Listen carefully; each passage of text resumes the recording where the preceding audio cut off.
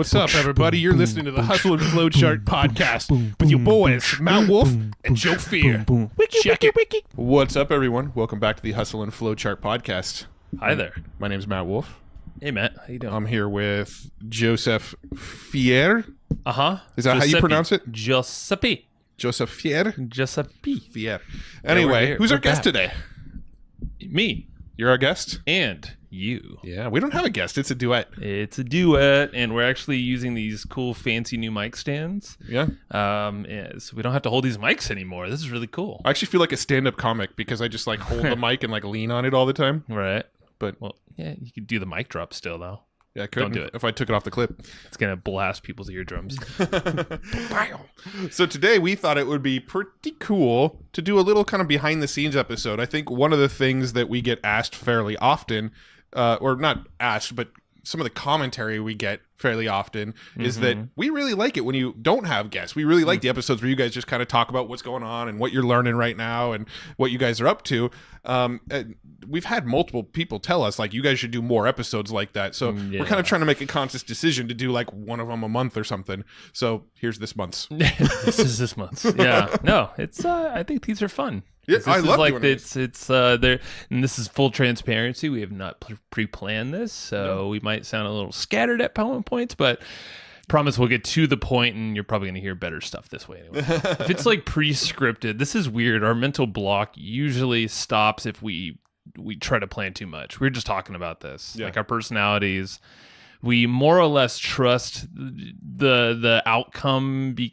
We think that we're going to nail the outcome, but the process to get to the outcome might be a little fuzzy. You know, we kind of bounce back and forth, indecisive on things, very decisive on things. We like, shit, that didn't work. Yeah. Let's try the other way. We tend to know what point A is and what point Z is, but all the points in between are a mystery as we go. Isn't that interesting, though? Because I think a lot of folks don't try things or start new businesses or try new projects or invest in something without totally knowing them. You know, it's interesting. Because we just took this. You are. Thank you. It's not a positive wait until thing. I hear what you have to say. Not a positive okay, got thing. No, you are a very analytical person, one that likes to know the steps, 5 steps out or whatever. But it's interesting that you are so cool with just kind of trusting that it'll work out more or less. How does that work for you? I'm just kind of curious. I don't know if that's necessarily how my brain is working. I think that's sort of my outward appearance towards things. Yeah, but your actions, though, you still. Yeah, I mean, I've definitely had to hone in on letting go of control and knowing the exact path a lot. Do you blame me for that? Do I blame you? No. I think I Is it therapy session? No, we're not. I think I blame historical evidence more than anything, right? Like, no, I'm just genuinely curious. I mean, I think it's actually a great topic of discussion because Joe, we literally just took this assessment. Joe, you pronounce it. I don't know. The Enneagram? Yeah, so Shannon. Hey, Shannon. I'm sure you're tuning into this. She doesn't listen to our shows. She's tired of us already. She told us to take this personality quiz because she knows we're into Colby and we've done the DISC assessment and the Myers-Briggs and all the... We've taken so many assessments and shared data and tried to better understand how to communicate with each other and how to sort of operate in our own zones of genius and that sort of thing. So we took this one, and this is a very fresh topic on our minds. If you know anything about this test, my dominant one was a number 6. Basically what that means is that I like structure, I like safety, I like knowing where we're going. I don't like uncertainty, and I tend to get a little more anxious than most people when that uncertainty is there, right? When I don't have a very clear picture, I tend to have anxiety and panic and that sort of thing.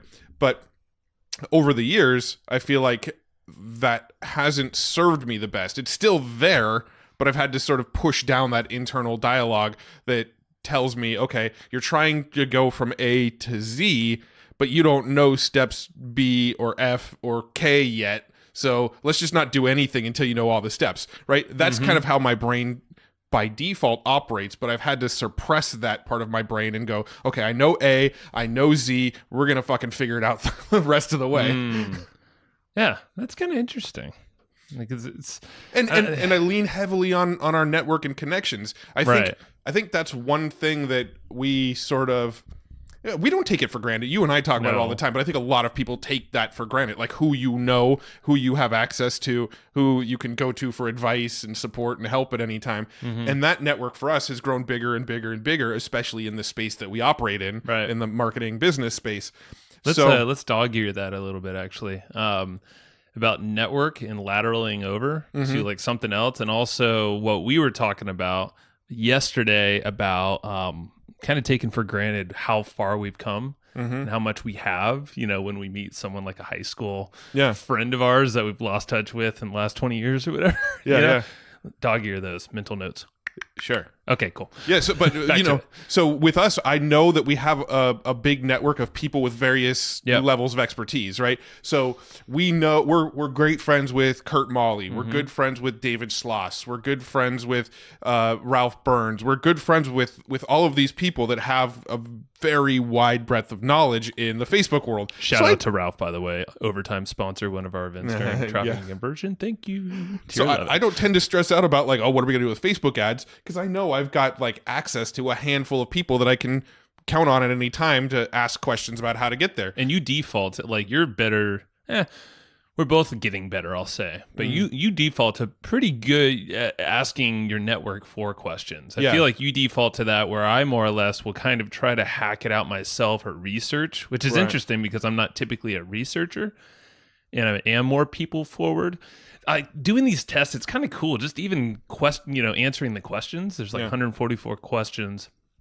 You almost, because you start answering the questions and you're saying, yes, that's me. I found it hard because I found it interesting because you're learning in the process too. And for me, like because I compare myself, because you and I and my wife, like with the three, those are like the three or the two people I talk to the most. Right. And, but so I was like comparing, okay, yeah, my wife would do this, or I would do this, or Matt would, so I'm like, oh shit, that's crazy. I could think that way now. Like I could see what he said, I could get in his head a little bit. Well, it's true. But the reason I found it hard was every question was two questions, right? It was just like a question A or a possible A or B answer. There wasn't like a whole bunch of options. And I would say probably 25% of the questions I went, man, I can identify with both of those pretty well. And I actually kind of struggled with a lot of them, but when you sort of break it all down and you look back at like what my actual score was, it was a 6. I'm somebody that overthinks things. I get anxious about things. I second guess myself a lot. I fucking did that throughout the entire goddamn test, right? I was taking this test and every single question I was looking at both of them going, I identify with both of these. And then I would click on one. I'm like, I think I identify with this one most.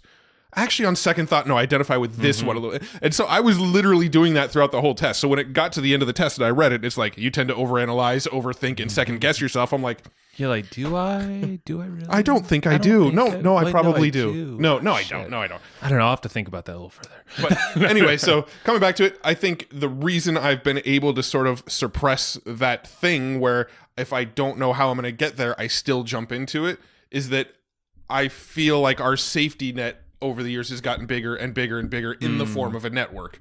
So if I don't know how to make a landing page, if I don't know how to do something that we're trying to do like in the e-com space, or don't know how to develop a software or talk to a team member, we know we have people we can go to and get the advice in those areas, which makes me feel a little more comfortable, jumping without double checking my parachute a little bit. Double check. No, it's interesting, and I'm a 7 is my dominant trait. I totally forget exactly what it was because I did not read it that long, but essentially it described exactly who I am as well. People pleaser. No. People pleaser. No. That was in there, wasn't it? I don't know. They don't say it as that. What the hell is it? So yours tends to be a little... The Enthusiast is mine, is the name of which, it. But ironically, was my least dominant. Well, this is what's interesting. So Matt guessed that I was and the 3 most dominant for me are a 7, 2, and a 9. 7, 2, 9. Yeah, it's exactly your mirror. Yep. Which is crazy. So Matt's least are 7, 2, 9. The Enthusiast, the Helper, and the Peacemaker, where I'm... like those are my strengths. Yeah. Which is pretty crazy. It just means that I hate people and you like people. Yeah. I mean, it's an interesting... Well, this is why we've been told we're a good balance for each other. And I still think, I'm like, how the hell can we coexist in a business and be friends, but be so We're an different? anomaly. I don't think most people would. I don't know, man. It's yeah. So Enneagram, it's interesting, and it's only like $12. Yeah, it costs $12. Your wife's going to take it. I'm going to ask my wife to take it. It's good info because you kind of learn how other people's sort of default states are and how they will tend to react to things. That's kind of why, I was I was kind of anti these assessments for a long time, and up until about 2 years ago, when I took the Kolbe and the disc sort of back to back, that I kind of start to really see the power. It's like, I felt like there's this like self-fulfilling prophecy. If it told me that I was this way, then I would steer more in that direction because that's what I was told, right? But my stance on it sort of changed over time, where they were pretty accurate, right? I'd read them, and I would read, if I read other ones, I'd go, yeah, that doesn't sound like me at all. Because I was always a little weary that maybe it was like that sort of like go to like a, what do you call it? Like not a psychopath. Psychics. A psychic. Yeah. Yeah, they're psychopaths. Not a psychopath, but a psychic. Like you go to a psychic, and like a lot of times they may say like, oh, you're the type that just puts too much trust in others and can often feel overwhelmed and tends to put too many things on your plate. That couldn't fucking apply to anybody, right? But you're sitting there going, yeah, that sounds like me. That sounds just like me. You didn't even ask any questions of me, but you're just looking at me. Right. So I thought like it was going to be that type of thing where they're telling you things that kind of apply to everybody. So you go, oh, this is right on. And then also there's that self-fulfilling prophecy element where they're like, oh, you're over analytical. Right. And because it tells me that, I tend to start analyzing more often because I was told that was my impression of those sort of things. Yeah. But what I've realized now is that I'm not taking those as much for myself and for to tell me who I am and why I act this way. I'm more taking them so that I could go out there and tell you, this is who I am, this is why I act this way, this is right. It's more of a tool for other people than it is for me. I mean, it's great to understand, to read through the stuff and follow the advice that it gives you on here's some ways that you can kind of be more at peace with the way that you are. I like that stuff, but I see this as more of a tool to like share with other people. Totally. Hey, here's who I am and why I'm like this, and they can get a better sort of insight into my brain and how to communicate with me. Yep. That's why that's where the shift came for these assessments for me. And that's how we landed Shannon as our, I'm just going to call her COO. CEO, that is, not COO. She's taking the top. But we matched her up with the Kolbe assessment, along with a whole great assistant .com's freaking process there. But that was totally based off of personalities, and you and I have been able to communicate better after this. I'm sure even better than what we were before. And I think it also gives you ways to improve. So some things that you feel like you could shore up a little bit. Well, cool. Now you're like aware that this is true in this assessment and probably some other previous assessments. We've probably seen the similar thing. Yeah. Like, oh, okay, maybe that's something, Well, and even you like to go back and even like refer to past assessments and like reread them from time to time and just sort of get like sort of a fresh perspective on it. Well, for me, and I've said it before, is that it's a good way to release maybe some pressure I've been putting on myself to get good at a trait or something. And, there's definitely, you can get better at things. And I know a lot of that becomes habit and, just training yourself over time. But it's really cool because you can see the ones that you need some help in, if you choose you need help in that. Yeah. So, it's nice. So Enneagram, that's ENNEAGRAM. Yeah, just Google it because that's not the actual domain. It's actually that's the name of it. The Enneagram. I'm surprised Enneagram.com wasn't available, but they got Enneagram Institute. Who knows? Maybe they have that too. I don't know. Yeah, if you're not paying $12, if it's over $12, you're probably in the wrong place. So. It'd be interesting to see what kind of following we have listening to this. So go into our group and let us know what you are, because we love talking about the assessments now. That's almost like one of our favorite things to do is like take an assessment, kind of get a little bit different of a picture of how our brain works, and then discuss. Sure. And so just think about how even Shannon was saying that she's had her whole family do this, a lot of her friends. That's why we're having our wives do this. And it's just think about how much easier life can be if you actually understand the other person you're talking to, especially a loved one, that you're trying to communicate with effectively and not be anxious, not have these blow up fights if that's your kind of thing. Or, you could prevent a lot of these things that none of us want. We just like, just love, just be cool and have fun and enjoy the time we're on this planet together, but actually like understand each other. So, give you a little bit more space or time to make a decision for you, Matt. And for me, have freedom to not freaking sit in the office all day long because I'll freak out if I do. So it's like little things like that. You're like, oh, you know what? A little freedom there. Yeah.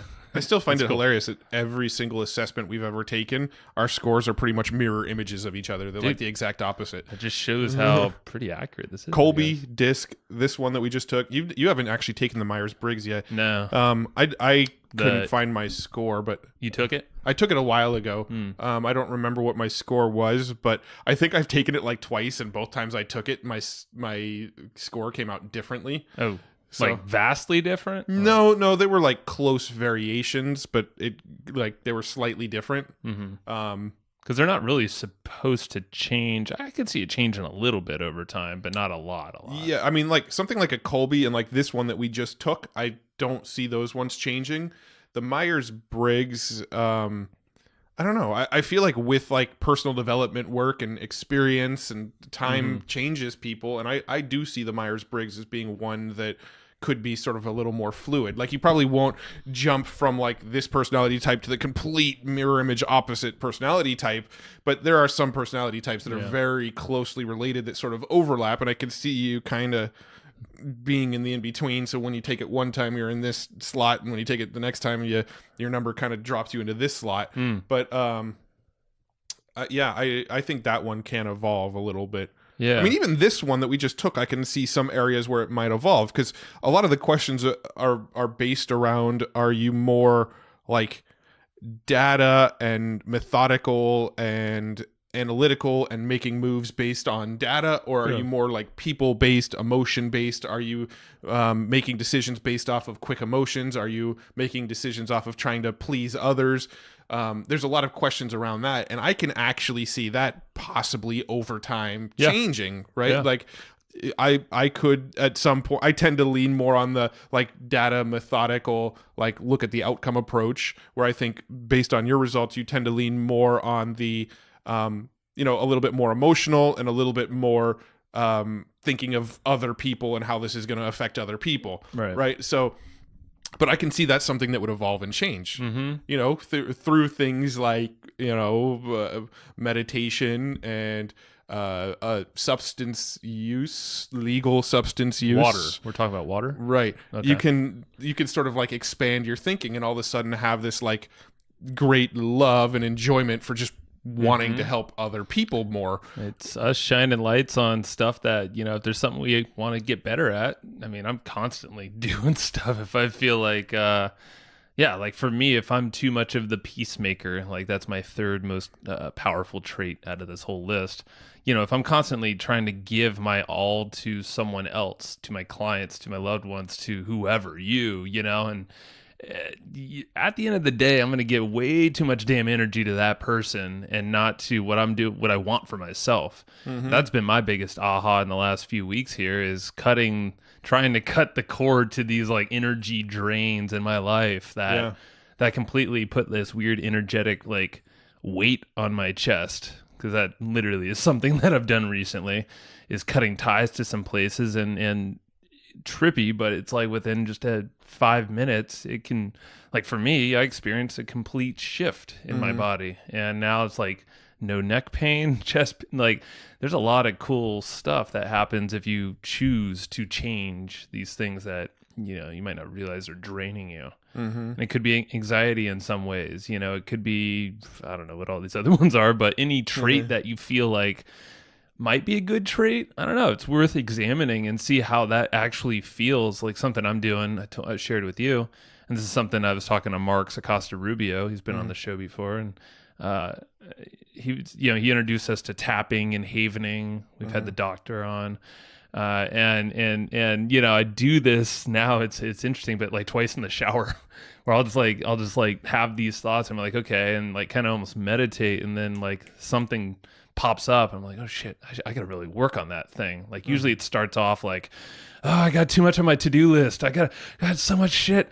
And then, and this is actually a couple days ago, I was like, oh, I should just be a lot more decisive on what I think, like, I really feel like is important here, not what others are dictating, or like this email that, oh, send me these email swipes, or, it's like, wait, that's not important. Mute, or, pause for, I don't know, a day. And like reflect. So me, it was like, I'll usually start with this like cluster, and then I'll morph into, oh, I just need to be more decisive and like prioritize better, and like get to more of this root. And there's probably even more to that too. Yeah. But that's what I've been working on like twice a day. I'm like, holy shit, that's like a big old shift in my kind of daily For me, being. like my therapy is quite honestly, this is going to sound cheesy, but quite honestly, this podcast and journaling, because I tend to be someone who bottles up stuff, and fucking suppresses it and shit, right? Like when I have emotions that I don't like, I just try to like shut them down, go take a puff on my puff pen, my water pen. I try to think of ways to sort of calm the anxiety and just bury it and never let it out again. Yeah. But doing things like this podcast, you and I, when we tend to get together, we're very fucking open with each other. Like anything goes pretty much. And so we try to Except emulate for that one thing that you don't want to tell anybody about, right? Well, yeah, but we can't tell let's them not go there. We can't tell them that. Okay, carry on. Sorry to bring that up. Now everybody's sitting there going, "Is it a dark secret, or are they fucking around?" You'll never know. Just come out to San Diego, buy us enough beers or something at Traffic and Conversion. You'll get the secret. Yeah. Oh man, they'll be so disappointed. Don't tell them that. No, but you and I, when we have conversations, like we get like pretty open and vulnerable, and pretty much like nothing is off limits. And so when we do these sort of duet episodes, they're like, we called our last one a therapy session, because it legit, we're just kind of, I feel like trying to recreate some of those conversations that we have outside of recording on the recording. Yeah. So, you and I have each other as outlets to just fucking brain dump stuff. You and I have this recording and all of our guests that we can brain dump on them or brain dump on each other. And then anything when we don't brain dump here, I try to brain dump on the journal. And I feel like that is how I sort of keep the anxiety and the wheels turning and the, oh shit, I don't know how to get from A to Z. That's how I kind of keep a lot of that at bay, is I just need to unload it from my brain in some way or another. Yeah. It's I was actually thinking about that earlier. I was like, man, we take it not for granted, but I tend to sometimes forget, when Matt's like, all right, you ready to record? And, we start recording. I'm like, I forget that, there's thousands of people listening to this every single time. I appreciate you listening. But I'm like, yeah, it's very odd, because have you ever had anybody criticize anything that you said from a vulnerable place on this podcast, though? Of course not. No. Yeah. And that's why I love our listeners. And if you are going to criticize me, get the hell off our podcast. No, but like go back to what you were saying about opening up on the podcast. Like literally all you did was throw some mics and a mic stand in front of your face. I happen to show up to your house and you hit this little red button and you're like, it's recording. Yeah, it's true. And then all of a sudden Matt's boom. Well, here's the problem. Like I know myself, I know my tendencies. And so if we sit here and go, what should we talk about today? What should we, that's like the death of any content from us. Should we outline on the whiteboard the topics we want to get into on this podcast? Hell no. Now you just threw me into analyze mode instead of go mode, right? That's very true, because we were talking about, remember there's another thing, is that, we were talking about Toastmasters, remember? Speaking in front of, you were saying how they really just give you note cards where a few bullet points or so, but really you're memorizing this, but you're memorizing bullet points.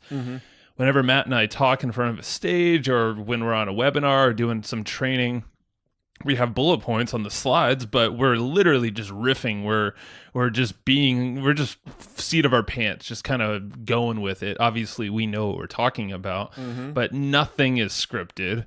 There's not and that's probably why our webinars probably don't do so well, because we're just like, get to the fucking point. We're just having too much fun. So that's why we got to hire people to help us out. Yes. But side tangent. That's a recording for a different day. That's a duet for a different day. Yeah, we'll do it then. A horse of a different color. blue. Yeah, but it's interesting to think about all of this, and this is like I think these assessments actually, and a little bit of that water pipe we were talking about, have allowed me to get a little bit more a lot more introspective. And these things, like, you can literally probably go down the results of this Enneagram thing and be like, all right, so what the hell does this mean? Mm-hmm. And then just meditate on that, just breathe on that, whatever. And like, I guarantee, or journal on that, I guarantee you come up with some interesting shit as you peel that layer, the onion layers back more and more to the core. Well, I mean, what I find amazing is when we do assessments, and this doesn't happen with every assessment I've taken, but I read an assessment and I feel like it's describing stuff about me that is true, but I didn't realize it until now. Like, it's very rare that you have aha moments around the way your own brain works. And I feel like doing these assessments, I've gotten that from time to time. It's like an elevated perspective of yourself. It's like looking at yourself as someone else, or, some, I don't know, thing that's following you. It's interesting because you'll definitely notice stuff that's different. That's a similar little meditation I've done before. So it's like looking at yourself in a way that you never have before, and that's what this thing shines a light on. It's really cool. Well, one of the things that this assessment, we definitely weren't planning on going this deep down the rabbit hole of talking about assessments, but we're gonna actually have to wrap up in about 10 minutes, so we'll have to go to the other thing that you dog-eared here in a second. But one of the things that I noticed about my assessment was it was telling me something I already knew, that I get anxiety and my wheels are always turning. But it said that there's, what do they call it? There's phobic and there's counterphobic. Right? So the assessment that I am the number 6, they said there's a phobic 6 and a counterphobic 6. A phobic 6 is somebody that would see things that would give them anxiety and basically go the other direction. Like, if you have avoid it. Yeah, if you have like a fear of public speaking, you don't do it. When an option comes up to public speak, you say no. You go hide in a hole. You don't raise answer your phone. Nothing. You kind of hide, right? Or if you're afraid of heights, you don't get on planes. You don't go in tall buildings, right? That's the phobic variety. And then there's what's called counterphobic, which are the group of 6s that get anxiety and they go, okay, this thing gives me anxiety, so let's move towards it. And that's what I'm sort of classified as, is I look at the things that give me anxiety, that scare the shit out of me, and go, fuck it, let's go for it, right? Knowing full well it's going to scare the shit out of me, but I go towards that direction anyway. Examples are public speaking. I've had huge amounts of anxiety towards public speaking. It scares the shit out of me. But I went and signed up for Toastmasters. Every time somebody's come to me and said, hey, do you want to speak on this stage, or do you want to go to this event and be on a panel or something, I always say yes. I always say that sounds scary as shit, but fuck it, let's do it. Right? I have a fear of heights, a major fear of heights, right? But I still... Yeah, you're tall, so I mean, you have to constantly live with I still go up in tall buildings. I still fly on planes. I still, I went zip lining, and I've been rappelling, and I do shit that scares the shit out of me. So I've got this sort of counterphobic thing, and I've never seen it spelled out so succinctly as when I read this thing. Is I have a lot of anxiety all the time because I'm constantly going towards the shit that scares me all the time. It's like a growth mentality about it. Yeah. So, all right, before I know we got to wrap in like 6 minutes because we have another podcast we got to record, someone else's. Yeah. This dog earring. Well, we were kind of just reflecting. I guess we could be quick because this would probably take more time, but just kind of reflecting on the path that we've come so far. And, you met someone, probably don't need to even get into the story now because it would take too long, but the fact that you met someone from your high school, you're buying a car and all that, and you're throwing out some revenue numbers, and he's like, shit, times have changed. Yeah. But in us, in a space, and I've definitely had friends throw around different numbers of salaries or weekly take home pay, whatever the hell it is, and be like, man, that is rolling, that's a crap ton of money. And then secretly in my head I'm like, we get paid more than that. I mean, it's not a bad thing at all, but I'm just like, well, I'm not going to say anything. Yeah. But I'm just like, wow. And then when we thought about this, is like, we have enough now. Obviously there's more we want to scale for family, wealth, legacy, whatever. But really, like, where we're at now, and we've been doing this thing for over 10 years, 13 years, right? This year 2007, 12 years. Okay, 12 years. That's crazy. Most people never go through a career and do something that they love, work at home, spend time with their kids, hang out with their wives all day, whatever it might be, travel when they want, and then be like, fuck, I feel like I got what I need.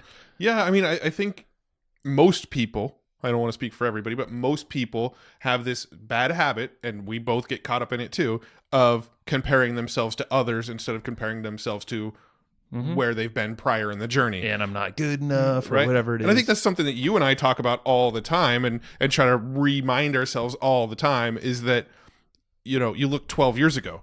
12 years ago, we were both working at a shutter company. It was my parents' company. I think we were probably making $15 an hour-ish. Something like that. The amount...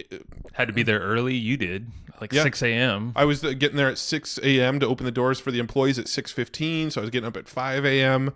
That's not your hour. Yeah, so I mean, I was making $30,000 a year, getting up at 5 a.m.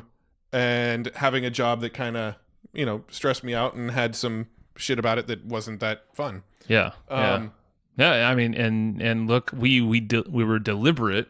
You were deliberate in that moment. I think your downfall was literally work with the guy that was about to kill you. Yeah. So it's like, okay. At least he claimed he was. Yeah. Yeah, he was all talk. Now he's dead. So. Yeah, he's dead, man. God rest his soul. That's not the deep, dark, dirty secret, by the way. That is not it. So don't go there. Oh, Jesus. But yeah, no, the fact of the matter is we took hold of our lives, and we were confident enough at the moment in that time to be like, okay, I want more. Let's go. And we both quit our jobs within a few months of each other. Yeah. Got married the same year too.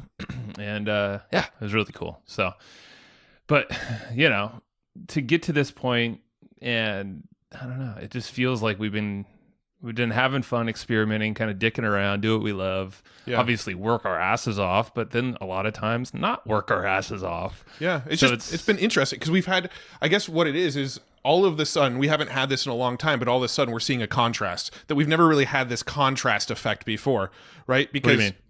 So we're seeing a contrast between where we're at currently in our lives and our business contrasted to people that went to high school with us. Okay, so who we used to know, or the place we were at. Yeah, at so one time. you and I, we operate a lot in our own bubble, right? You and I talk a lot. Brad Costanzo, we talk with Brad a lot. Brad Spencer, James Schramko, Bob Serling. You know, we've got this circle of people that we're talking to like multiple times per week, and this is our circle that we're constantly hanging out with and talking business with, and they're at a certain level. So we don't have much contrast. We're seeing people that are kind of doing a lot of similar things that we're doing. Learn from each other. When we run into people that we went to like high school with, we're all of a sudden seeing this contrast of like, oh, wow, we've managed to get ourselves here in our lives and business, and they're still kind of here. It's not a bad thing. Like everybody has their own definitions of success, but we're seeing a contrast between our lifestyle and their lifestyle. Yeah, it's interesting because I think it's the first time you and I have both realized that and have never thought of it in that sense. Yeah. But then looking at it, we're like, holy shit. Well, so what do we do? To put some context around it, like we both kind of live sort of close to where we grew up. Right. We both moved away, and we both kind of ended up right within this sort of within literally a mile or two of each other. Yeah, we both kind of ended up like close to where we grew up. So now all of a sudden we're like bumping into people from high school and college and stuff all the time, and seeing that contrast, and it's been really fascinating because it's given us that sort of gratitude to realize how far we've come. Yeah, no, it's totally gratitude, and I think it's that grounding, like you said, and that's something that I know that's my 2019. I'm working more on grounding myself, not You're grounded. Yeah, pretty damn grounded right now. I don't know. I could feel some. Go to your room. You're grounded. But yeah, no, I've done a lot of stuff. You know, like the ayahuasca thing was one that it was a little bit more spacey feeling rather than grounding feeling. So it's I think this year that's definitely my focus is to get more to my roots. Figure out my how roots got no roots. We'll probably get sued now. Yeah, well, that's why I was trying to do random other sounds. Oh, yeah, it's not this song. They would listen to it and be like, no, he doesn't even have the melody, right? He screwed that off. All right, anyway, we got to jump off. We should do another one of these duets. Let's record another one. You know what? They just make me feel better, I think. Let's do another one. When? Fucking an hour from now. We'll see. All right. There may be a round 2 of this duet coming out soon. There may not be. We'll see. All righty. Thank you for listening. See ya.